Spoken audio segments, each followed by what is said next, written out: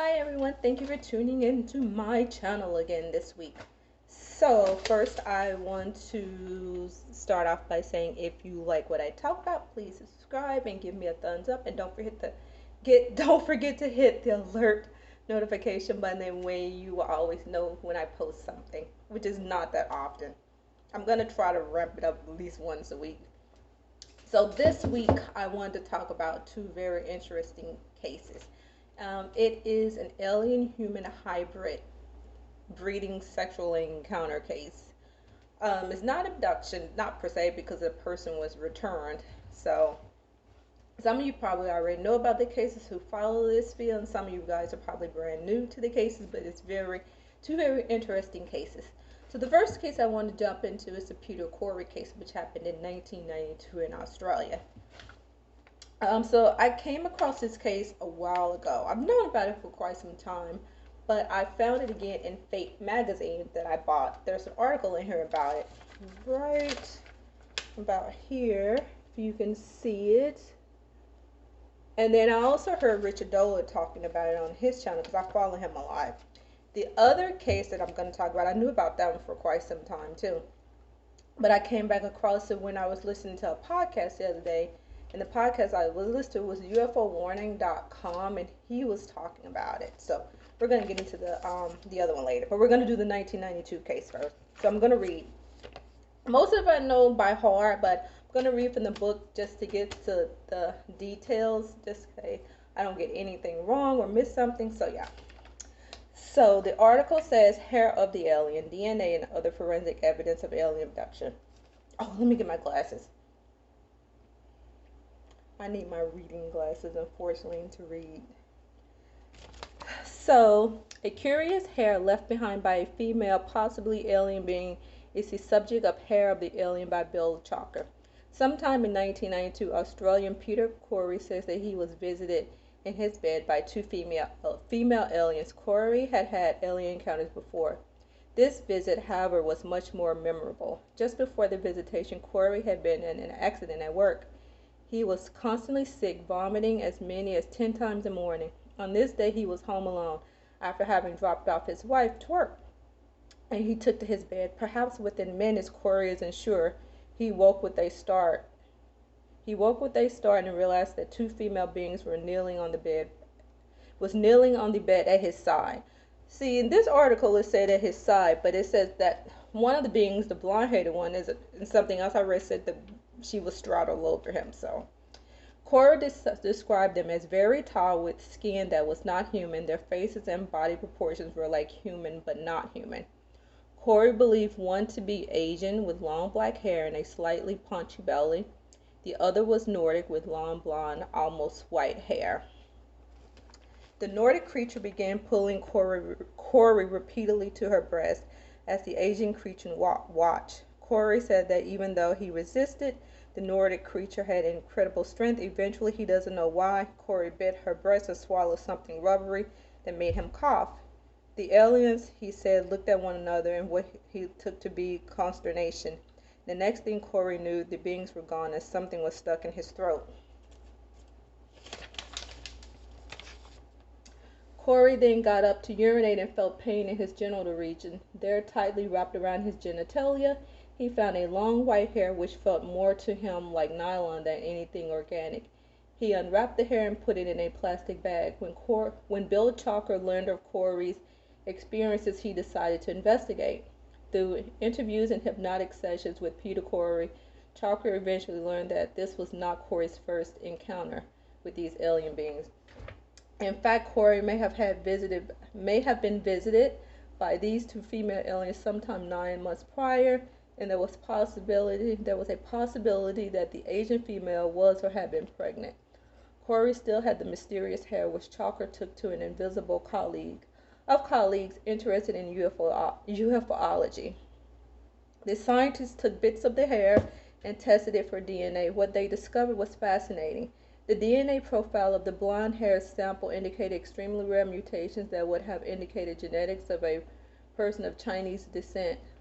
I think the Chinese descent was like Mongolian, some kind of really old, ancient race of Mongolian. Let's see, where was I? The DNA profile of the blonde hair sample indicated extremely rare mutations that would have indicated genetics of a it would have indicated genetics of a person of Chinese descent.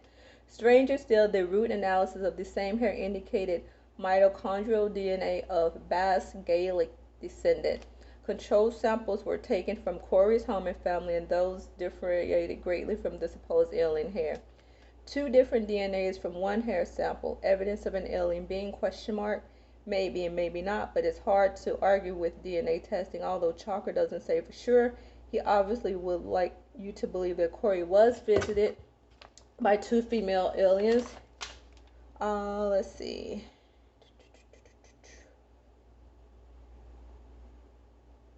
So that's all in this book, but let me go to the website where they talk about something else too. Let me see. It's on here. And I will put in the description the website where you can go to read about these cases. I'm pretty sure you can just Google it. Then, like I said, they've been out there for quite some time. Let's see. Where's the Peter Corey case? Okay, I think I found it.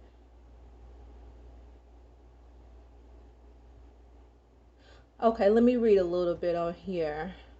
Although no normal, now he's talking, now Peter Corey is talking about the women in this part. Although no normal communication occurred, the Nordic woman seemed to be in charge, and Corey got the impression she was giving the Asian-looking woman some sort of instruction.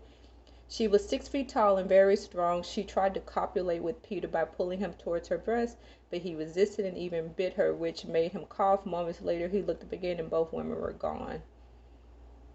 I think that's it on there. But he also did an interview about this on the History Channel. You can go to ufowarning.com, and on there, there's another link that takes you to another page that shows him in an interview talking about this. I mean, dude seems credible. I mean, maybe he seems to be honest. Whether he's lying, I don't know, but he didn't make any money off of it. He's not rich. He didn't profit off of it, but he did open up a UFO group for people who had abduction experience to come out and talk about their experiences, which is a good thing. But like I said, he didn't make any money off of this. He didn't get rich, so there you have it. Let's see. The other case I wanted to talk about is the Antonio. Oh, where is it? I want to be sure I'm getting his name correct. Antonio Villas Boas case that happened in 1957. So let me read this one to you. According to Villas Boas, he was plowing fields with his tractor when he was taken against his will by a group of ETs measuring about 5 feet tall. On their spaceship, he was put in a room where he saw some kind of mist. I guess he was like disinfected. His body was disinfected first before he was about to do his business. And whatever they sprayed him with made him really sick, where he threw up a couple of times. But I guess not sick enough, because he still managed to have sex with this alien human hybrid. So let me finish reading. He saw some kind of gas come out of the walls, making him sick. Then a very attractive female, naked with long platinum blonde hair and fire red pubic hair and deep blue cat eyes, came to him and forced him to have intercourse. Obviously he didn't resist. According to Villas-Boas, her intentions were quite clear: to produce a human-alien hybrid that she would raise on her planet. After we got back, Villas-Boas noted he had burns on his body. A doctor from a reputable medical center diagnosed him as radiation burn. This doctor, Olivoa Vontes, had contacts with the American UFO Research Group, APRO. Villas-Boas had no recollections as to how he got the burns. And then it goes on to talk about the story gained worldwide popularity in the 1950s. Let's see, what else? And it also states on here that many were led to believe its veracity was for political incorrect issues, claiming that a humble farmer from rural Brazil was not able to concoct such a story. such a tale. In reality, Boze was not really humble or uneducated. His family owned large tracts of land and at least one tractor. He later became a lawyer and practiced until his death in 1992. What's weird about that, he came to the United States to get treated, I guess, for his some mysterious illness that he had. They never could figure out what it was, but he ended up dying in 1992. Now, I don't know if it was something related to the sexual encounter or from the effects of the craft, because they did say he did have radiation burns and stuff. Doctors did confirm that. But then there's, if you go to UFOwarning.com and listen to him talk about it, he says that Antonia Villalobos, the female that he had sex with, pointed to her stomach and then to the sky, meaning that I guess she was going back into space to have the baby. It was the same like story from the other case I just read, both for the same thing. It makes you wonder, these alien human hybrids get pregnant, are they living on some other planet and there's a planet full of these beings, or they living right here hiding in plain sight? It's fascinating to think about. So, and Antonio Villalobos also didn't get rich off of this. His story was famous, but he never made any money.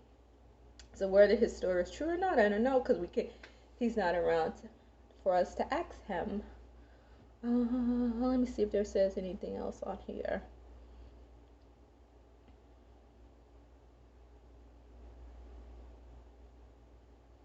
No, that's really all it talks about. But yeah, those are two very interesting alien human hybrid breeding encounters that I thought was fascinating. I thought maybe you would find fascinating. Is there any truth to them? It's possible. It's certainly possible.